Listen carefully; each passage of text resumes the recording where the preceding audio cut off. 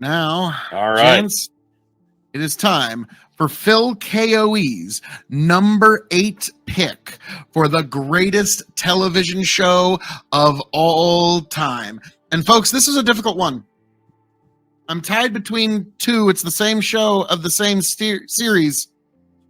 Star Trek.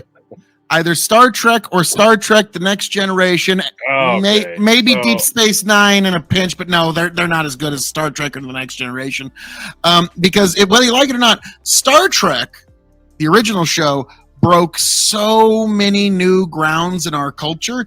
Like the idea of racial misandry, I think is what it's called, but the idea of interracial couples was almost unthinkable back when they were doing. Like, it was a very rare thing for it to happen back then.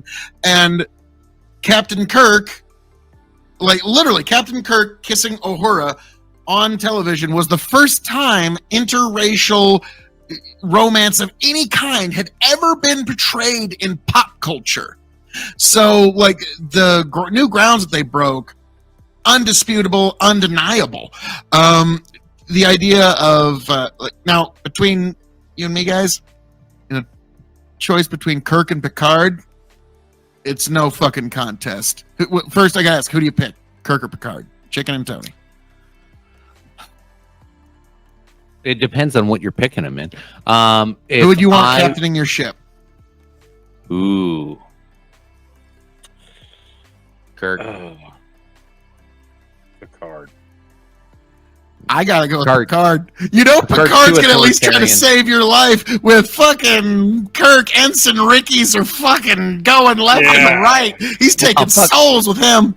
Fuck you guys. I'm a romantic. If I'm gonna be on a fucking ship with Captain, if I'm gonna be on a ship with Captain Kirk or Captain Picard, I obviously believe in the mission and the man that's leading me.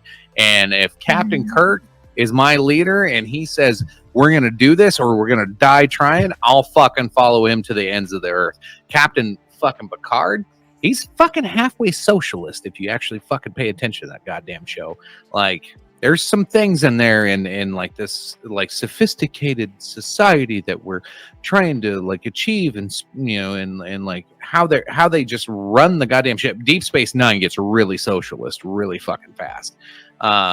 So yeah, I'm going Captain Kirk for political reasons. Okay.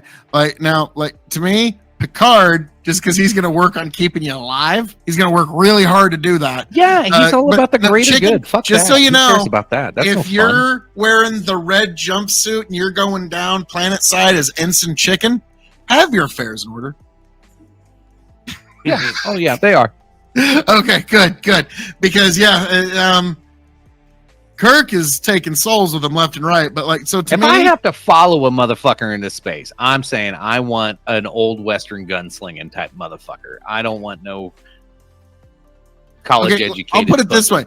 Kirk is the guy, like if I was ahead of something, I'd send him for some crazy shit, but I wouldn't want to be on his ship while the crazy shit's going down because I got a 50-50 coin flip. You have no sense of adventure. Picard, if I need him to talk some shit down with his amazing oratory. Do you not understand? If we cannot find peace, there will be no peace. Like, yeah, he's a good politician. I'll agree with that. And he could talk some sense into all kinds of people. But yeah, he could sell stink to shit. Are you kidding me? When it comes to revolution and doing what's right and what's fucking passionate at the time, fucking I'm Captain Kirk all the way. That motherfucker didn't give a shit. He knew what was right. Let's go. Now, so again, just to reiterate, because of the new social grounds that it broke and it changed our culture irrevocably, like our culture is affected by our media, whether we want to admit it or not. It really is. It is. And this is the best test case for it. And now, what I do think is funny is that in the old I got to give a slight edge to the original Star Trek, even though I personally like The Next Generation more. My parents let me stay up an extra half hour to watch Star Trek The Next Generation when I was a kid. So guess what? Captain Kirk, he could, make out with green aliens, but it took the amazing negotiating power of Jean-Luc Picard to get me to be able to stay up another half hour when I was a kid to watch that shit. Okay, so yeah, Kirk never got me an extra half hour stay up on a school night. Picard got that shit done. Yeah. To save some time later, let's see, 1, 2, 3, 4. Star Trek Next Generation is my number 5.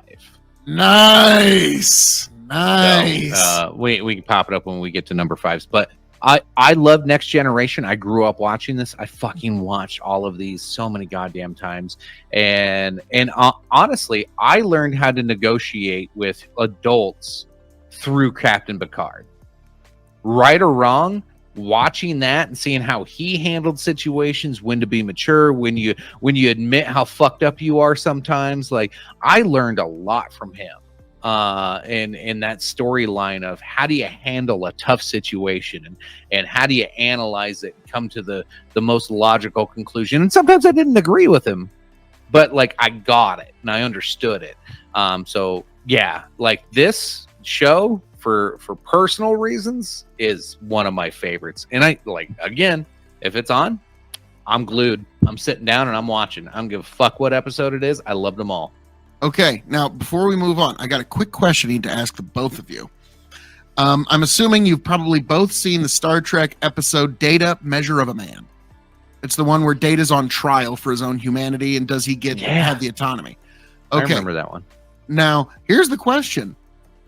Would you, if you were the judge in that case, grant Data his autonomy, or would you see him as Phil, that's a whole episode. Let's come back to that. Oh, you want to circle back? Let's circle back to that. Well, folks, that's a teaser. I like that as an episode. That's a teaser then, folks, for a future pre-recorded.